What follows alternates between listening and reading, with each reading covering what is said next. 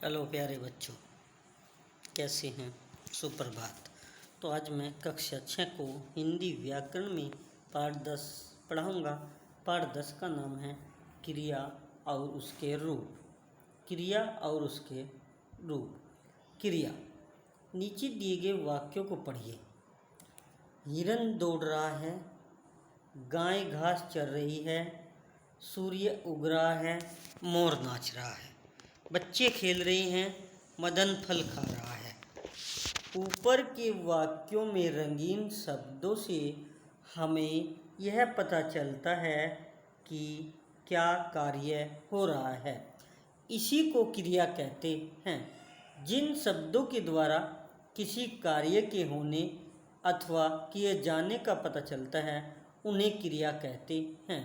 वे शब्द जिनसे कार्य के करने या होने का पता चले उन्हें क्रिया कहा जाता है। क्रिया के मूल रूप को धातु कहते हैं। क्रिया के मूल रूप को धातु कहते हैं, जैसे पढ़ता, पढ़ रहे, पढ़ूंगा, पढ़ेंगे, पढ़ता था आदि में मूल रूप पढ़ है। अतः इन शब्दों में पढ़ धातु है। धातु का अर्थ है क्रिया के सभी रूपों को धारण करने वाला मूल रूप। क्या है धातु का अर्थ? कि क्रिया के सभी रूपों को धारण करने वाला मूल रूप। मूल रूप में ना प्रत्यय जोड़ने से क्रिया का सामान्य रूप बन जाता है। मूल रूप में ना प्रत्यय जोड़ने से क्रिया का सामान्य रूप बन जाता है, जैसे दौड़ना, चरना, उगना, खाना, दौड़ना, नाचना, खेलना, खाना आदि। नीचे दिए गए वाक्यों को पढ़िए। चीता तेज दौड़ता है, चीता तेज दौड़ता है, चीता तेज दौड़ रहा है, चीता तेज दौड़ रहा था। इन तीनों वाक्यों में क्रिया का मूल रूप दौड़ है। क्रिया का सामान्य रूप दौड़ना है।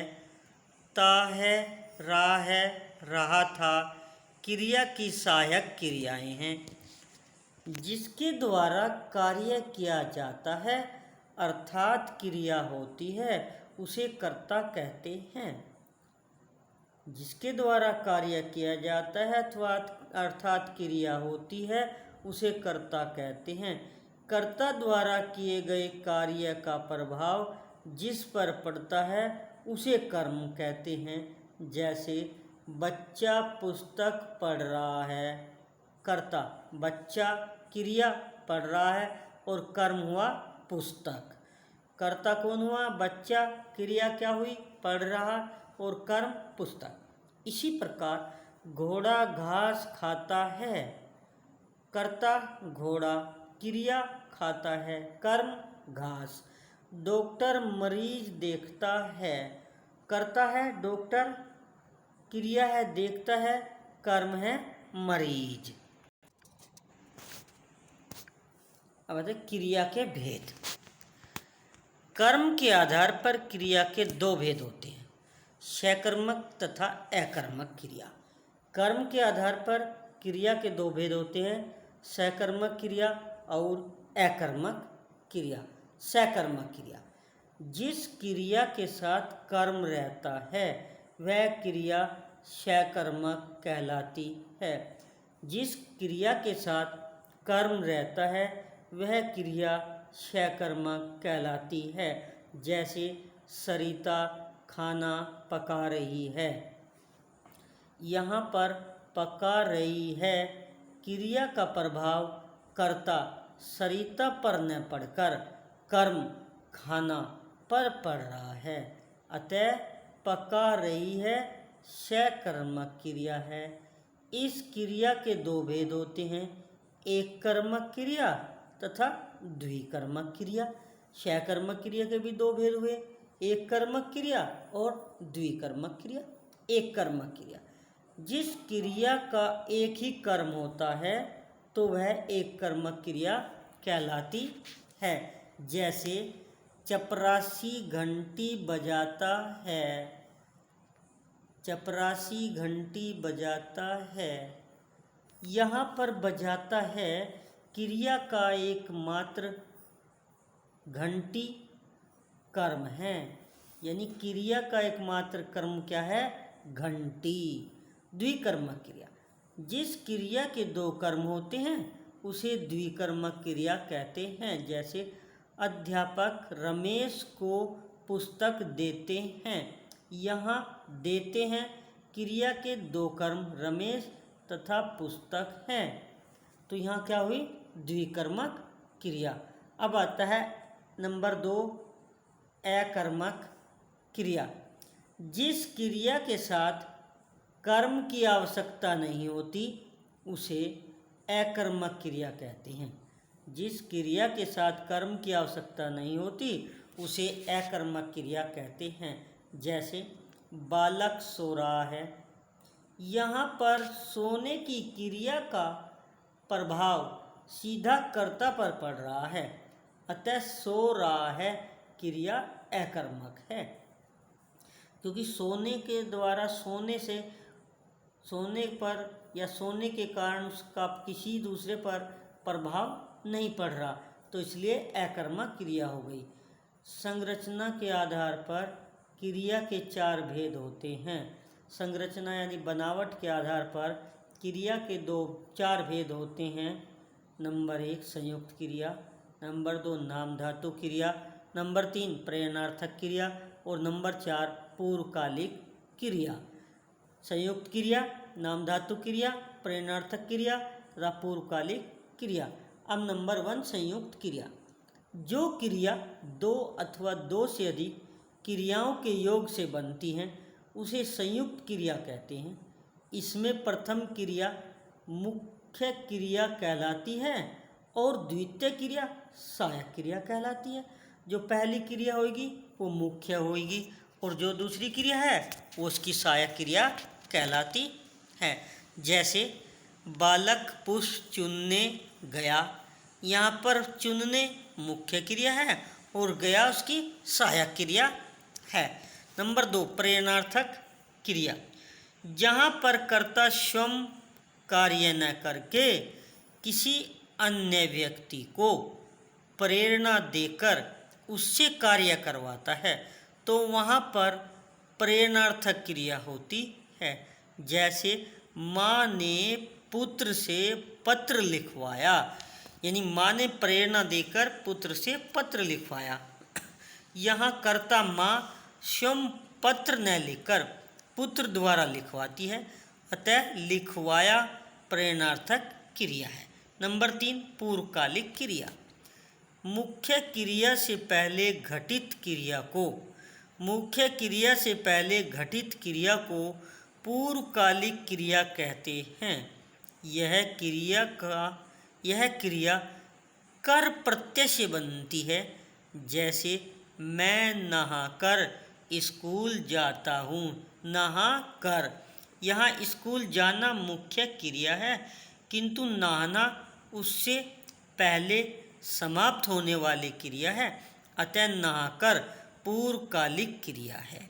नंबर 4 नाम धातु क्रिया। जब नाम अर्थात संज्ञा, सर्वनाम और विशेषण शब्दों में प्रत्यय लगाकर क्रिया बनाई जाती है तो इस प्रकार बनी क्रिया को नाम धातु क्रिया कहा जाता है। जैसे हथियाना, शक पकाना, शर्माना, अपनाना, ढकियाना आदि। ये क्रियाएं क्रमशः हाथ, शक पका, शर्म, अपना, धक्का आदि शब्दों में प्रत्यय लगाकर बनी हैं। अब नाम धातु क्रिया बनाना है। प्रत्यय लगाकर नाम धातु क्रिया का निर्माण। शब्द क्रिया, शब्द क्रिया। गली गलियाना, बात बतियाना, हाथ हथियाना, लात लतियाना, गरम गरमाना, पागल पगलाना, लंगड़ा लंगड़ाना, चिकना चिकनाना, लोभ लुभाना, लज्जा लजाना, महक महकाना, शर्म शर्माना, फिल्म फिल्माना, आप अपनाना, गुनगुन गुनगुनाना, हिन हिन हिनहिनाना, बड़बड़ बड़बड़ाना, सोना सुलाना, रोना रुलाना, उड़ उड़ाना, कर करवाना, खाना खिलाना, पीना पिलाना, देना दिलाना, थप थप थप थपाना, खट खट खट खटाना। अब इसके बाद आता है क्रिया का रूपांतर। रूपांतर यानी बदलना, चेंज। संज्ञा सर्वनाम और विशेषण शब्दों की भांति क्रिया भी विकारी शब्द है। विकारी जिसमें लिंग वचन और काल क्रिया के काल के अनुसार परिवर्तन हो जाता है, उन्हें क्या कहते हैं? विकारी शब्द। जिनमें संज्ञा सर्वनाम लिंग वचन पुरुष के अनुसार कोई बदलाव परिवर्तन आता है तो उसे विकारी शब्द कहते हैं। संज्ञा सर्वनाम और विशेषण शब्दों की भांति क्रिया भी विकारी शब्द है। क्रियाओं के रूप में परिवर्तन यानी विकार करने वाले अनेक तत्व हैं। ये तत्व इस प्रकार हैं: लिंग, वचन, पुरुष तथा काल। सबसे पहला आता है लिंग। क्रिया का अपना कोई लिंग नहीं होता। क्रिया का अपना कोई लिंग नहीं होता। उसके लिंग कर्ता इत्यादि के लिंग के अनुसार बदलते रहते हैं। कर्ता के लिंग के अनुसार क्रिया में किस प्रकार परिवर्तन होता है, दिए गए उदाहरणों से यह स्पष्ट हो जाएगा। अब दिए गए हैं पुल्लिंग और स्त्रीलिंग। एक तरफ पुल्लिंग है और दूसरी तरफ स्त्रीलिंग। संजय खेल रहा है, सोनू पुस्तक पढ़ता है। स्त्रीलिंग मनाली खेल रही है, सपना पुस्तक पढ़ती है। अब आगे चलते हैं। अब आता है वचन।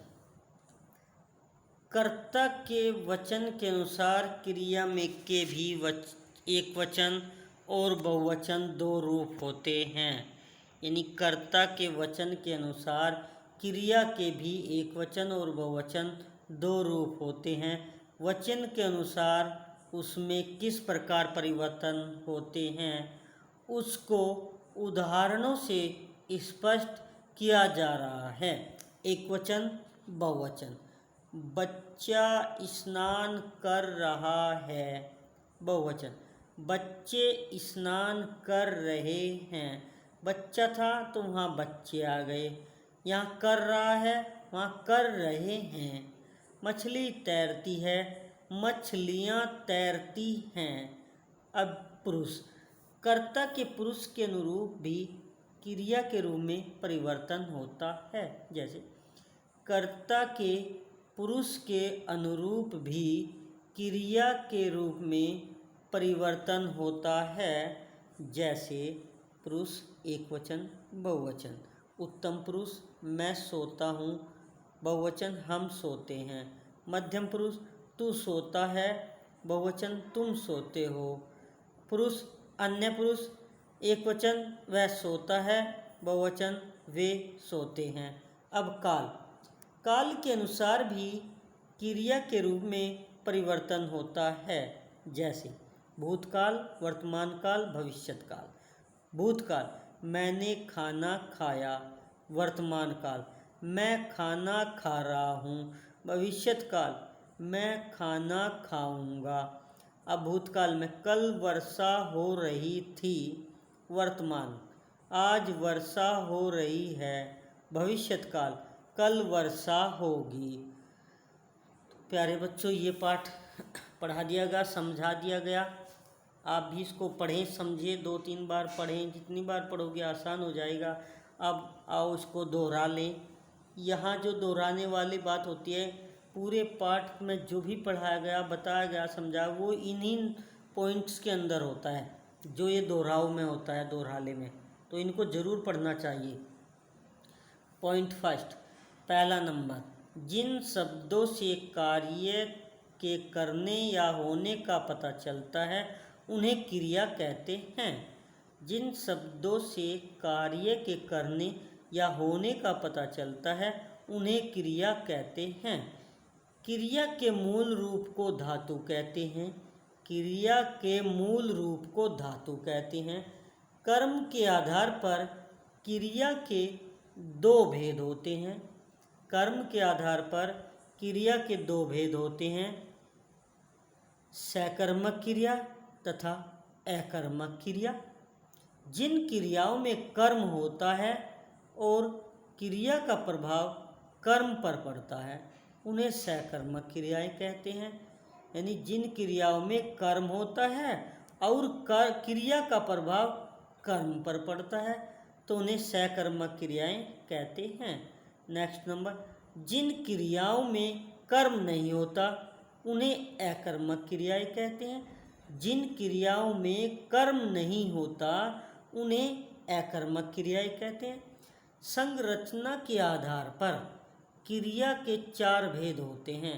संरचना यानी बनावट के आधार पर क्रिया के चार भेद हैं, संयुक्त क्रिया, नाम धातु क्रिया, पूर्वकालिक क्रिया तथा प्रेरणार्थक क्रिया। नेक्स्ट नंबर, दो या दो से अधिक क्रियाओं के संयोग से बनी क्रिया संयुक्त क्रिया कहलाती है।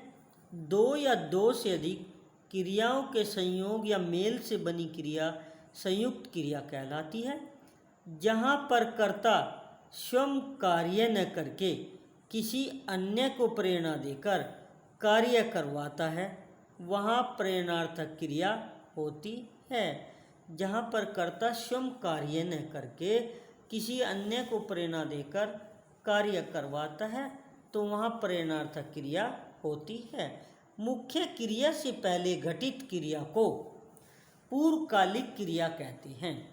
मुख्य क्रिया से पहले घटित क्रिया को पूर्वकालिक क्रिया कहते हैं। नेक्स्ट नंबर, संज्ञा, सर्वनाम अथवा विशेषण में प्रत्यय लगाकर बनाई गई क्रिया को नाम धातु क्रिया कहते हैं।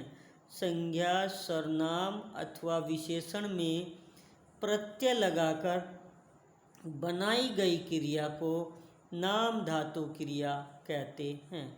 नेक्स्ट नंबर, संज्ञा, सर्वनाम तथा विशेषण शब्दों की भांति क्रिया भी विकारी शब्द है। लिंग, वचन, पुरुष तथा काल क्रिया के रूप में परिवर्तन कर देते हैं। संज्ञा, सर्वनाम तथा विशेषण शब्दों की भांति क्रिया भी विकारी शब्द है। लिंग, वचन, पुरुष तथा काल क्रिया के रूप में परिवर्तन कर देते हैं। तो बच्चों, ये पाठ समाप्त हुआ, पढ़ा दिया, समझा दिया गया। अब इससे बाद में इसका अभ्यास कार्य और प्रश्न उत्तर होंगे। अब इसको पढ़िए अच्छी प्रकार से, समझिए। तब तक के लिए बच्चों धन्यवाद।